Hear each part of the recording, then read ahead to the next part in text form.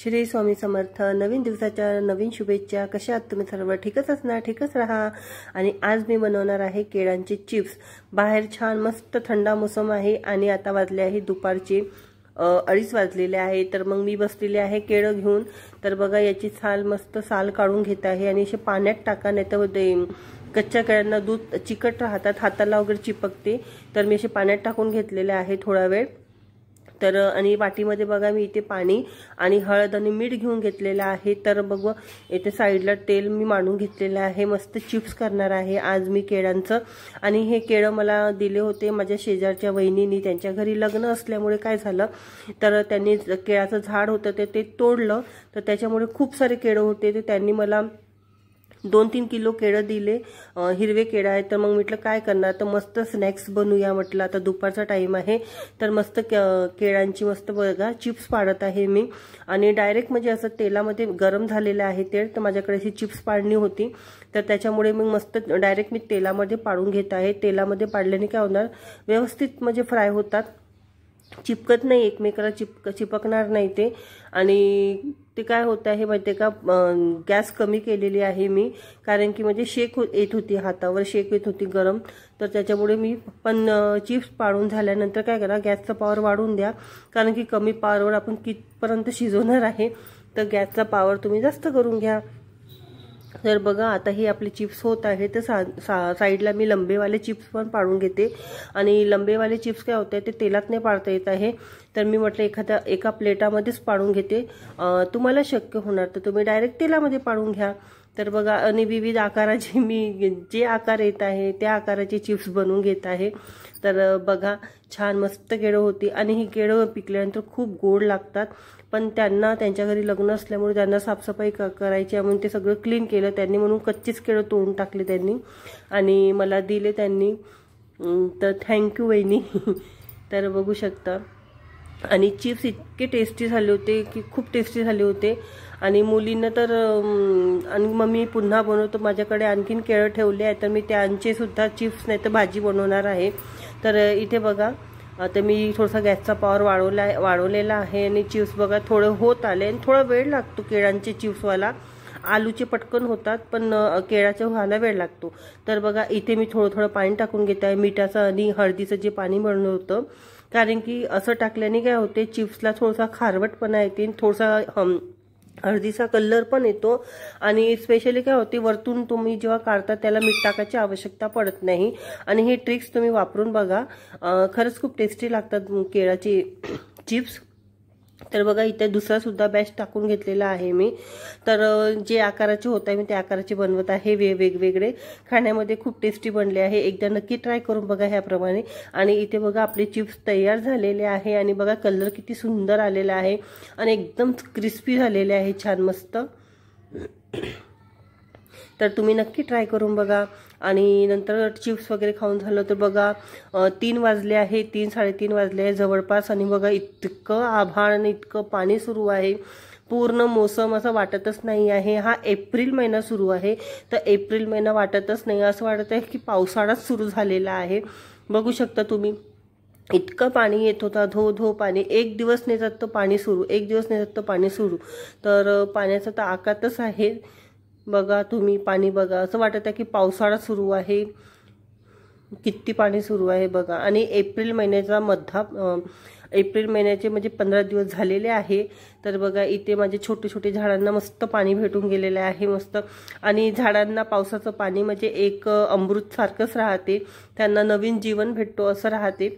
तर मी सगळे झाडं जे बाकीचे खिडकीवरचे वगैरे सगळे अंदरची झाडं मी पायरीवर आणून ठेवले, की जेणेकरून त्यांना पावसाचं पाणी मिळणार। तर बघा असं छोटूसं माझं गार्डन आहे, छोटूसं झाडं आहे, आणि उन्हाळ्यात तर थोडंफार तर झाडं चिमटातच। तर बघा, आणि झाडांना उन्हाळ्यात डेली पाणी घाला। आणि मी एक बाल्टीसुद्धा बाहेर मांडून दिली ती मोठीवाली, की जेणेकरून पावसाचं पाणी त्याच्यात भरणार, कारण की पाऊस खूप आलेला होता। त्याच्यामुळे बघू शकता मी बाल्टीसुद्धा ठेवलेली आहे तिथे ब्लॅक कलरची, पाण्यासाठी बाल्टी भरलेली आहे। आणि बाकीची सुद्धा झाडं मी याचे बाहेर काढलेले आहे, की त्यांना पावसाचं पाणी भेटणार, आणि जे झाडावर धूळ राहते ते सुद्धा निघून जाते। आणि पानावरची धूळ निघाली तर ते ऑक्सिजन खूप व्यवस्थित घेतात झाडं, धूळ असली तर ऑक्सिजन त्यांनाही नाही भेटत, आणि पान असं चिमून जाते, गळून जाते। आणि हा बघा माझा नारळाचा झाड किती ग्रो करत आहे, कारण की मी आतमध्ये काळी माती टाकलेली आहे आणि छान ग्रो करत आहे। आणि म्हणजे जडा चांगल्या, नारळ आणि जडा चांगल्या पकडल्या तेव्हाच ग्रो होत आहे। जुनी पानं आता पिवळसर होत आहे, नवीन पानं हिरवे होत आहे। आणि माझ्या मनी प्लॅन्टचं झाडसुद्धा बघू शकता किती ग्रीन आहे, कारण की मी डेली पाणी टाकते। आणि इथे आलेलं आहे माझं पार्सल, तर मी किचनसाठी एक स्टोरेज ऑर्गेनायझर बोलवलेलं आहे, ही रॅक। तर ही चायपत्ती वगैरे काही काही म्हणजे आपलं किचनचं काउंटर आहे त्याच्यावर ठेवासाठी बोलवलेलं आहे। आणि खूप छान मिळालेली आहे मला ही रॅक।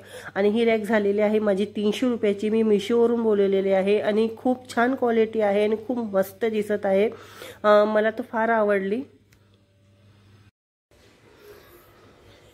हाय फ्रेंड्स, तर आज आपण बनवणार आहे घनोले, कोणी शेंगोळे म्हणतात, कोणी घनोले म्हणतात, तर कणकीचे राहते, तर ते बनवणार आहे। तर चला झटपट तुम्हाला दाखवते। तर इथे बघा कांदा आणि लसूण मी कापून घेतलेले आहे, टोमॅटो आणि हिरवा आपला मस्त सांबार भेटलेला आहे छान, आणि सुगंधही खूप छान आहे। आणि इथे बनवून घेतलेले आहे कणकीचे शेंगोळे। कणिकमध्ये मी टाकलं होतं तिखट, मीठ, थोडा जिरा आणि हळद टाकली होती। तर अशा प्रमाणे बनवून घेतलेले आहे, आणि माझ्या मुलींनी बनवलेले आहे म्हणून छोटे छोटे आहे। तर असं बनवून घेतलेलं आहे, बघू शकता तुम्ही। आणि फार टेस्टी लागते, खूपच मस्त लागते आणि हेल्दी सुद्धा आहे। भाजी पोळीच्या ऐवजी तुम्ही एखाद्या वेळेस असंही करू शकता, छान मस्त। तर झालेला आहे। इथे गंज मी मोठा गंज घेतलेला आहे, कारण की थोडं उकळी येते तर पाणी बाहेर येते, तर त्याच्यामुळे मस्त शिजल्या पाहिजे म्हणून थोडा मोठा गंज घ्या। तर असा मस्त मोठा गंज घेतलेला आहे, बघू शकता। तर इथे बघा तेल तापलेलं आहे, छान गरम झालेलं आहे तेल। आणि याच्यात आता टाकणार आहे मी जिरा मोहरी जिरा मोहरी टाकणार आहे। आणि बघा मोहरी छान तडतडली की याच्यात टाकणार आहे आपण टाकणार आहे याच्यात जिरा टाकलेला आहे। आणि आता छान दोन्ही तडतडले की याच्यात आपण कांदा लसूण टाकूया। इथे छान कांदा लसूण टाकून घेतलेला आहे, आणि छान ब्राऊन होतपर्यंत मस्त भाजून घ्या।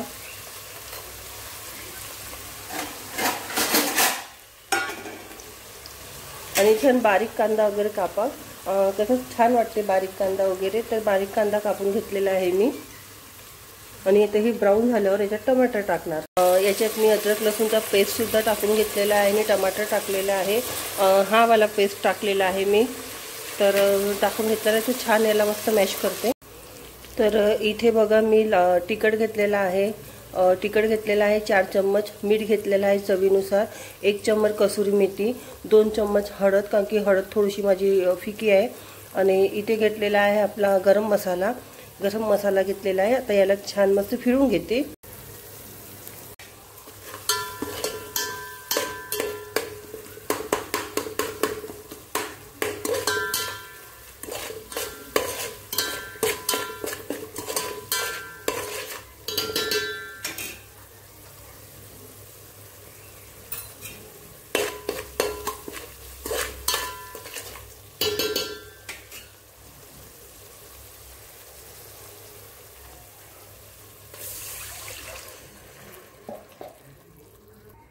तर बघा मी इथे पाणी टाकून घेतलेलं आहे, आणि पाणी छान उकळी आल्यावर मग मी आपले जे कणकीचे बनवले आहे फळं ते टाकणार आहे। आणि याच्यामध्ये तिखट वगैरे टाकायच्या अगोदर एक लक्षात द्या की जेव्हा आपण कणिक मळत होतो तर त्याच्यामध्ये सुद्धा आपण तिखट, हळद, मीठ टाकलेलं होतं। तर तो अंदाज घेऊन तुम्ही ह्या मसाल्यामध्ये तिखट वगैरे टाकाल। आणि आता याला उकळी आल्यावर आपण ते सगळं याच्यात टाकून देऊया। तर इथे बघा पाण्याला उकळी आलेली आहे ना, आता इथे आपण घनोले टाकून देऊया। एक एक करून टाकू, कारण की चिपकलं नाही पाहिजे। तर मी टाकून घेते, पूर्ण दाखवते तुम्हाला। तर इथे बघा पूर्ण टाकून घेतलेलं आहे मी, आणि तुम्हाला एवढं पाणी दिसत असणार, तो शिजतपर्यंत तो पाणी पूर्ण आटून जातो आणि रसा सुद्धा गाढा येतो। आणि रसा गाढा यासाठी तुम्ही थोडंसं याच्यात कणकीचं पीठ टाकू शकता, गव्हाचं पीठ टाकू शकता, तर असं बघा. आणि हे जे तुम्हाला चिपकले वगैरे दिसत आहे ना ते आपोआप निघून जातात, त्याचा काही हे नाही आहे लुकआउट.